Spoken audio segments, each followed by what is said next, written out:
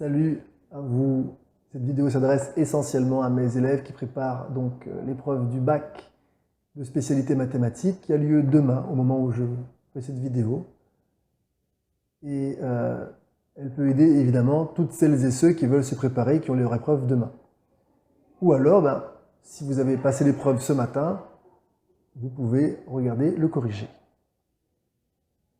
Alors, on y va. Si vous n'avez pas fait évidemment le sujet, je vous encourage à le télécharger, à le faire d'abord. Vous mettez la vidéo en pause évidemment et ensuite vous revenez pour regarder la correction. Pour celles et ceux qui l'ont déjà fait, c'est parti. Maintenant, on va corriger l'exercice 3. J'ai déjà corrigé le 1 et le 2 dans d'autres vidéos. Et on y va. Le directeur d'une grande entreprise a proposé à l'ensemble de ses salariés un stage de formation à l'utilisation d'un nouveau logiciel. Ce stage a été suivi par 25% des salariés. Alors, première information importante, ce stage a été suivi par 25% des salariés. Premièrement, dans cette entreprise, 52% des salariés sont des femmes. Autre donnée importante, on me dit que 52% des salariés sont des femmes, parmi lesquels 40% ont suivi le stage. Hop, 40% ont suivi le stage. On interroge au hasard un salarié de l'entreprise et on considère les événements. Grand F, le salarié interrogé est une femme. Boum.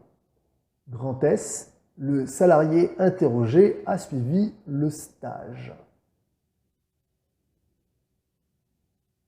Boum.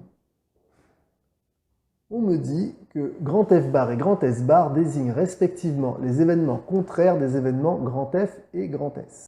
Petit a, donner la probabilité de l'événement S. Alors l'événement S, c'est le salarié interrogé a suivi le stage. Eh bien, cette information m'est donnée ici. On me dit que ce stage a été suivi par 25% des salariés.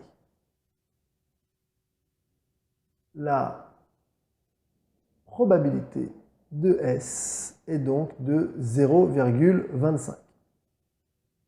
Petit b. Recopier et compléter les pointillés de l'arbre pondéré ci-contre sur les 4 branches indiquées. C'est assez facile. Pourquoi? Parce que ici, je veux la probabilité de F. Or, on me dit que 52% des salariés sont des femmes. Donc, la probabilité de F est de 0,52. Or, la probabilité de F bar, par définition, c'est 1 moins probabilité de F. Donc, ça me fait 1 moins 0,52 qui fait 0,48. Ici, je veux la probabilité de S sachant F. Ça veut dire la probabilité que le salarié interrogé ait suivi le stage, sachant que c'est une femme. Ici, on me donne cette information, 40% ont suivi le stage, parmi les femmes. Donc on a 0,4. Et là, la probabilité de S bar sachant F est de 0,6, c'est-à-dire que le salarié n'est pas suivi le stage, sachant qu'il est une femme. Ensuite, donc là, je n'ai pas de pointillé, mais on aurait pu remplir, on va le faire après, je présume. Petit c, démontrer que la probabilité que la personne interrogée soit une femme ayant suivi le stage est égale à 0,208. Donc ici, ce qu'on nous demande, c'est la probabilité de F inter S. Là, c'est pas sachant que c'est une femme, c'est une femme et elle a suivi le stage. Donc la probabilité de F inter S, par définition, c'est la probabilité de S sachant F. Voilà. J'écris bien, 2 secondes. C'est donc la probabilité de S sachant F multipliée par la probabilité de F.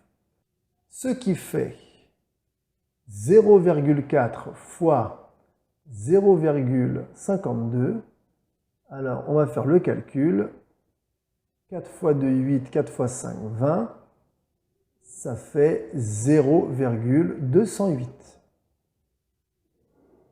Ce qui confirme effectivement la valeur donnée dans l'énoncé. Question petit d. On sait que la personne interrogée a suivi le stage. Donc tout de suite, c'est sachant S.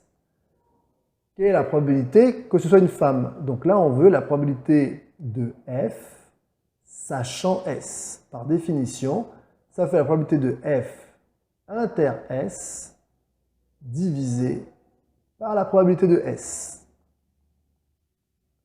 Ce qui me donne 0,208 divisé par 0,25. Parce que P de S, on l'a calculé au tout, enfin on le donne dans l'énoncé, c'est 0,25. Alors, divisé par un nombre revient à multiplier par son inverse, donc divisé par 0,25 revient à multiplier par 4. Ce qui me donne 0,208 fois 4. 4 fois 8, 32, j'écris 2, je retiens 3. 4 fois 0, 0 et 3, 3. 4 fois 2, 8. Ce qui me donne 0,832. Bien.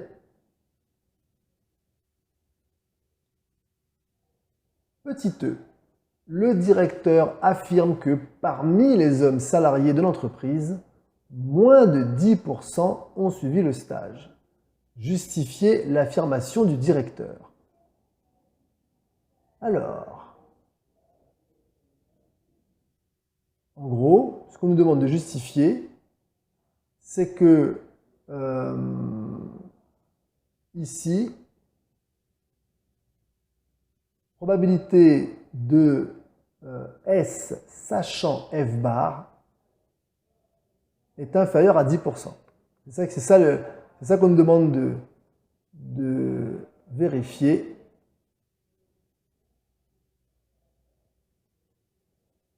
D'accord? Est-ce que la probabilité de S sachant F bar est inférieure à 10? Sachant que c'est un homme,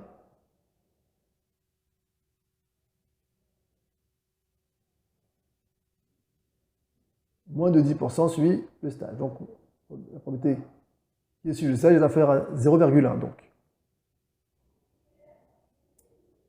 Et donc, comment on va trouver ça? En fait, c'est ce qui vient ici, S sachant F bar. Comment on va trouver ça? Eh bien, on va tout simplement utiliser la loi des probabilités totales.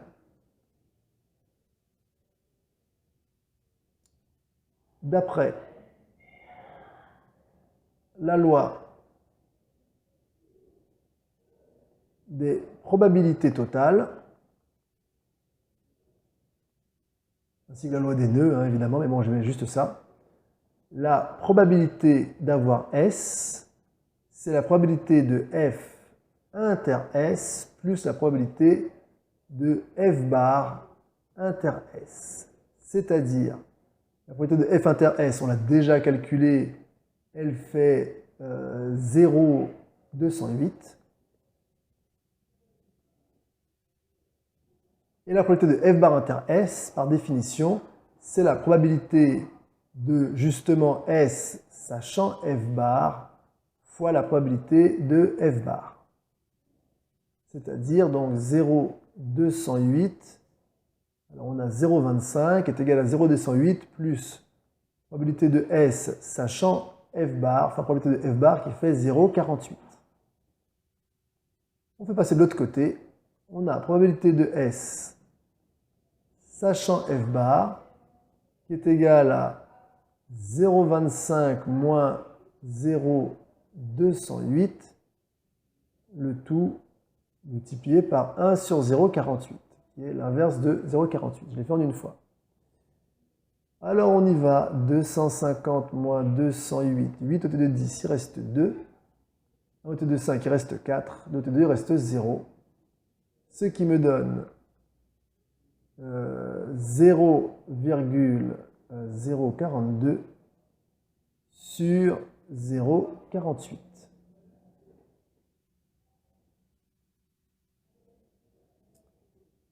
Et ça, alors on peut simplifier un peu l'expression déjà. On a donc 6 fois 7 fois 10 puissance moins 3 sur 6 fois 8 fois 10 puissance moins 2. Alors on va simplifier déjà par 6. Et donc ça me donne 7 sur Alors, moins 2 plus 3, ça fait 780. Ce qui me donne environ, alors on va calculer vite fait,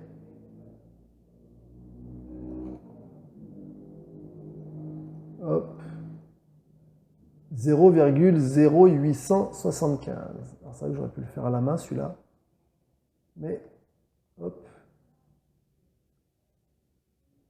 c'est égal 0,0875.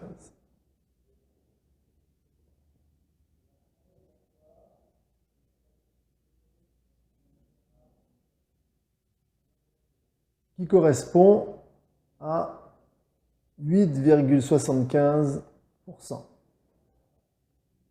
Et donc, ici, l'affirmation du directeur est vraie. Hein.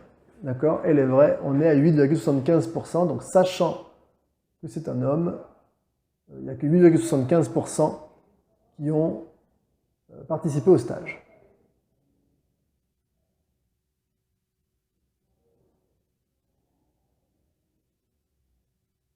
On passe au deuxièmement. On note grand X, la variable aléatoire qui, à un échantillon de 20 salariés de cette entreprise choisi au hasard, associe le nombre de salariés de cet échantillon ayant suivi le stage.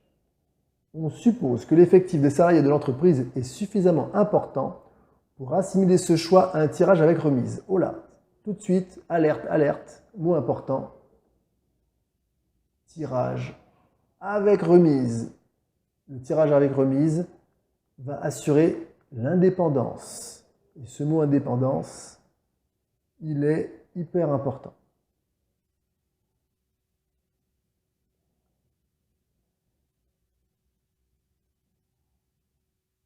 On y va parce que on va pouvoir utiliser sûrement la loi binomiale ici.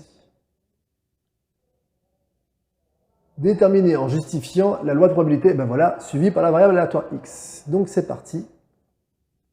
On va justifier que cette expérience est un schéma de Bernoulli. Donc, vérifier si un salarié a suivi le stage, d'accord, est une épreuve de Bernoulli. D'accord. Vérifier si un salarié de l'entreprise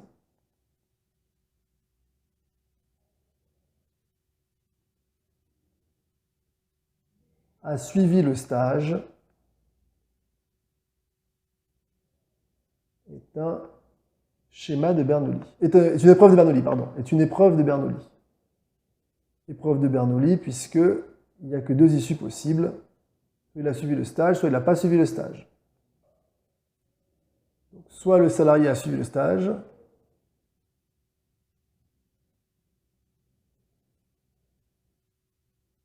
donc, succès, ou il ne l'a pas suivi, échec.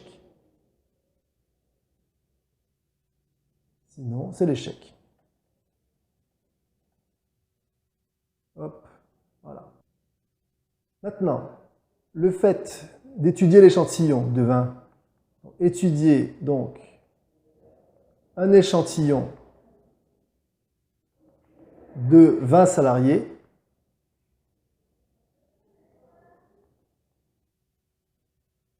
donc fait que cette expérience devient un schéma de Bernoulli.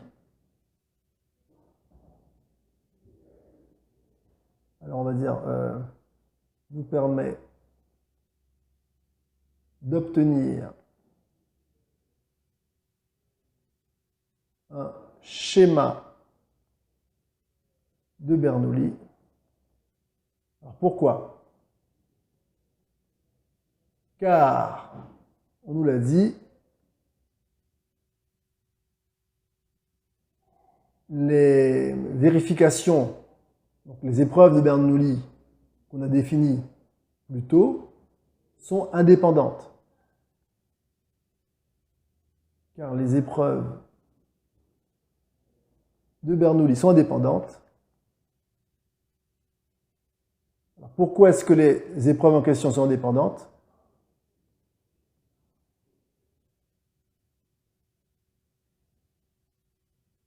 c'est ce que je disais tout à l'heure.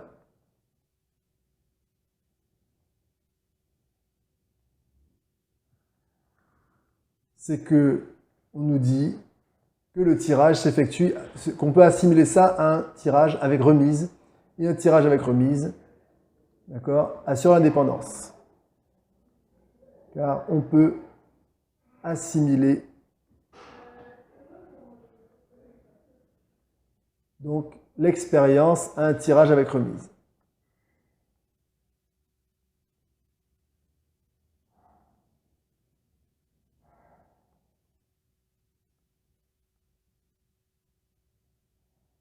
Ainsi, nous le savons, un schéma de Bernoulli, c'est justement la répétition d'une même épreuve de Bernoulli de manière indépendante.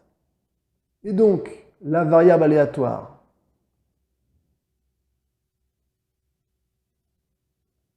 qui comptabilise les succès, ça veut dire qui compte les salariés qui suivent le stage, qui compte les succès, eh bien, on dit qu'elle suit la loi binomiale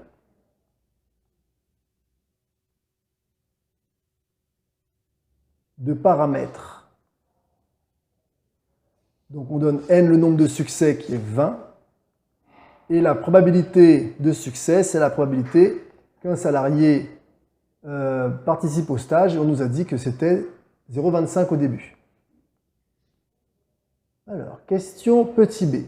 Déterminer à 10-3 près la probabilité que 5 salariés dans un échantillon de 20 aient suivi le stage. Alors là, tout de suite, on utilise notre loi binomiale.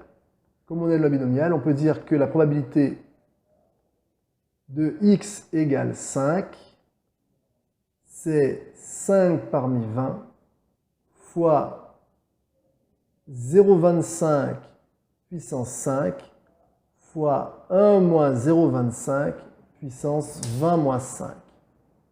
Ce qui me donne 5 parmi 20 fois 0,25 puissance 5 fois 0,75 puissance 15.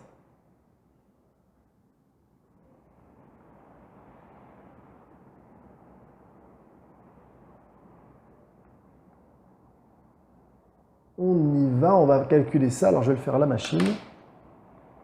Hop. Ici, ça fait environ 0,202. Et voilà, arrondi au millième, évidemment. On continue. Petit c. Le programme SciCompte écrit en langage Python utilise la fonction binomiale INP créée pour l'occasion qui renvoie la valeur de la probabilité P de x égale i dans le cas où la variable aléatoire grand X suit une loi binomiale de paramètres n et p. On vous demande de déterminer à 10-3 près, donc au millième, la valeur renvoyée par ce programme lorsque l'on saisit proba de 5 de la console Python. Interprétez cette valeur dans le contexte de l'exercice. Donc ici, proba de k, on va faire un petit tableau. Donc au début, on a k qui nous donne 5. On a une variable p et on a une variable i. Et on va d'abord démarrer à p égale 0. Et ensuite, i évolue de 0 jusqu'à k plus 1, c'est-à-dire jusqu'à 6. Donc, on y va. Quand on suit le programme, on me dit que p devient p plus p de x égale i. C'est-à-dire p de x égale, pour l'instant, 0. Donc, ça me fait 0 plus probabilité de x égale 0. À le repassage, la probabilité de x égale 0, ce sera 0 parmi 20 fois 0,25 puissance 0 fois, on va mettre directement 0,75 puissance 20, ce qui me donne 0,75 puissance 20. On va l'écrire là à la place de ça. 0,75 puissance 20, alors on va chercher une valeur approchée ensuite. On continue. I va passer donc évidemment à la valeur 1. Hein. Et ensuite, on aura P. Alors j'écris quand même ici P de x égale 0 qui est égal à ça. On aura ensuite donc, la valeur P de x égale 0 plus la valeur P de x égale 1. Et ça, au passage, par définition, c'est la probabilité de x est inférieur ou égal à 1. I va passer à 2. Et je vais faire la probabilité de x égale 0 plus probabilité de x égale 1 plus probabilité de x égale 2. Et ça, par définition, c'est la probabilité de x est inférieure ou égale à 2. Et là, je pense que vous voyez où est-ce qu'on veut en venir.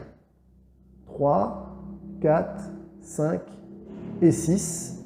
On aura ici forcément la probabilité de x inférieure à 3, la probabilité de x inférieure à 4, et enfin, la probabilité de x inférieure ou égale à 5. Voilà ce que nous renvoie cet algorithme. D'accord?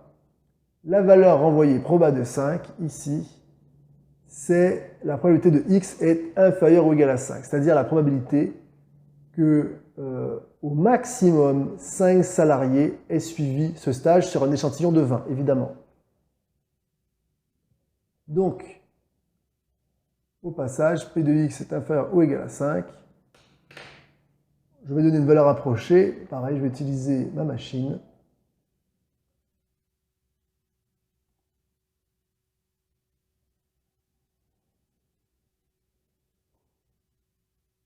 Et donc, d'après ma machine, on trouve 0,617.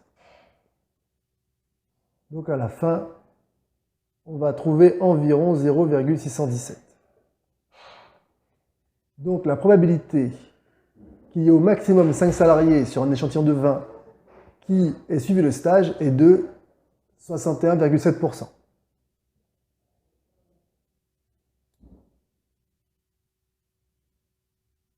Alors maintenant, on nous demande, question petit d, j'écris la phrase d'abord, donc la probabilité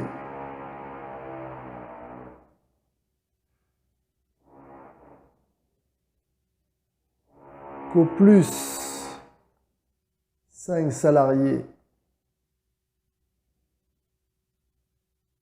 aient suivi le stage est d'environ 0,617.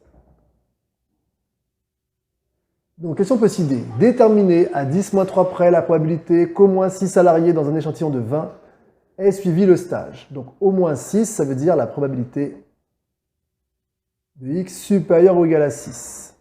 Ce qui fait 1 moins la probabilité de x strictement inférieure à 6.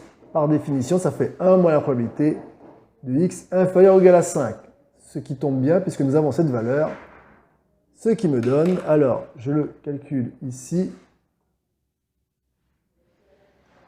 je trouve 1 moins, hop, environ 0,382,8, alors 0,383. C'est environ 0,383. Troisièmement, cette question est indépendante des questions 1 et 2. Pour inciter les salariés à suivre le stage, l'entreprise avait décidé d'augmenter les salaires des salariés ayant suivi le stage de 5%, contre 2% d'augmentation pour les salariés n'ayant pas suivi le stage. Quel est le pourcentage moyen d'augmentation des salaires de cette entreprise dans ces conditions?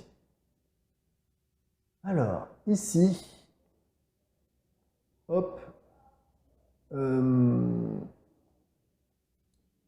le pourcentage moyen d'augmentation des salaires. Ceux qui ont suivi le stage ont une augmentation de 5%. C'est-à-dire, 2 secondes, ici on va avoir besoin de la notion hop, et hop. Donc, il y a ceux qui ont suivi le stage et ceux qui ne l'ont pas suivi. On va faire un petit tableau.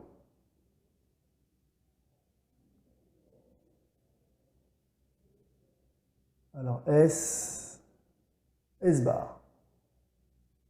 Donc, ceux qui ont suivi le stage bénéficient d'une augmentation et pas les autres. Donc, il y a 25% qui ont suivi le stage. Un P2S, c'est 25%. Alors ici, on ne nous parle pas d'échantillons. Hein. Ici, il y a 25% qui ont suivi le stage. Donc, il y en a 75% qui ne l'ont pas suivi. Donc, 25% vont bénéficier de 5% d'augmentation et 75% n'auront que 2% d'augmentation. Donc, supposons que je connaisse le salaire de départ pour tout le monde. On va l'appeler alors SA pour le salaire de départ. 25%. Mettons que T, c'est le total des salariés.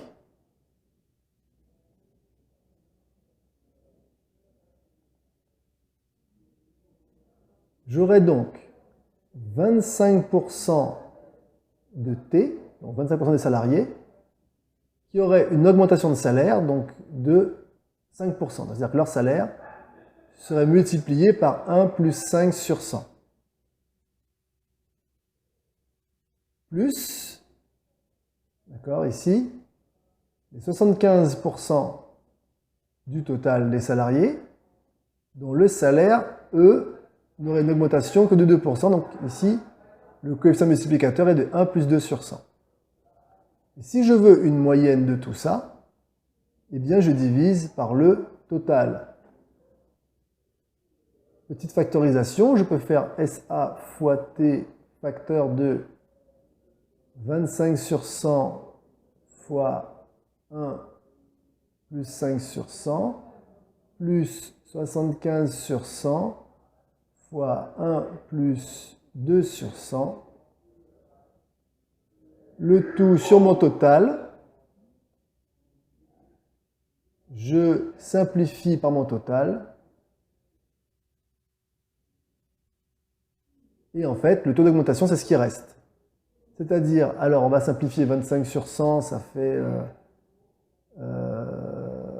100, c'est 5 fois 20, ou c'est 4 fois 25 plutôt, donc j'ai 1 quart fois, alors 5 sur 100, ça fait 1 sur 20, donc ça fait 20 plus 1 sur 20, plus 3 fois 25 sur 4 fois 25, ça fait 3 quarts, fois 2 fois 50, donc ça c'est pour le coup 1 sur 50, donc ça fait 51 sur 50. Ce qui me donne le salaire fois 21 sur 80 plus 3 fois 1, 3, 3 fois 5, 15, 153 sur 200.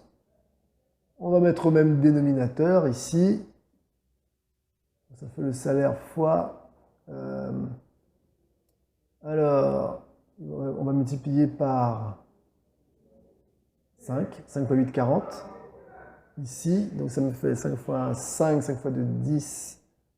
Plus, ici on multiplie par 2. 2 fois 3, 6. 2 fois 5, 10. J'écris 0, je retiens 1. 2 fois 1, 2 et 1, 3. Sur 400. Et donc 306 plus 105, 5, 11, 1, je retiens 1, ça fait 411 sur 400. Alors 411 divisé par 400, ça c'est facile à faire. On va diviser d'abord par 4. 1 fois 4, 4, 4 côté de 4. Il reste 0, je vais mettre le suivant qui est 1. Hop, 4 fois 0, 0. 1. La notion qui est 11, et 4 fois 2, 8, 11 moins 8, il reste 3, Le chiffre suivant, je mets une virgule. 4 fois 7, 28. Il reste 2. 1, 0 et 4 fois 5, 20. Voilà, c'est réglé. Et donc, je me retrouve avec un coefficient multiplicateur qui est... pourquoi j'ai mis la virgule? Oui, il est là. Je divise donc par 100 maintenant, ça me fait 1,0275. Et donc, maintenant, mon coefficient multiplicateur ici, je vais trouver son pourcentage d'augmentation. 1,0275, je fais moins 1, le tout fois 100, ce qui me donne 2,75. Et voilà ma moyenne ici d'augmentation, d'accord, ce qu'ils appellent le pourcentage moyen d'augmentation des salaires. Voilà. Il est de 2,75%. Voilà. Boum. Voilà, c'était la dernière question. On a terminé donc l'exercice 3. Je vais corriger le cas dans une prochaine vidéo. J'espère que ça vous a aidé. Et n'hésitez pas à vous abonner. Si ça vous a plu et que vous pensez que vous pouvez aider quelqu'un d'autre avec, eh bien, partagez cette vidéo. Et puis, je vous dis à bientôt pour l'exercice 4. Bye bye.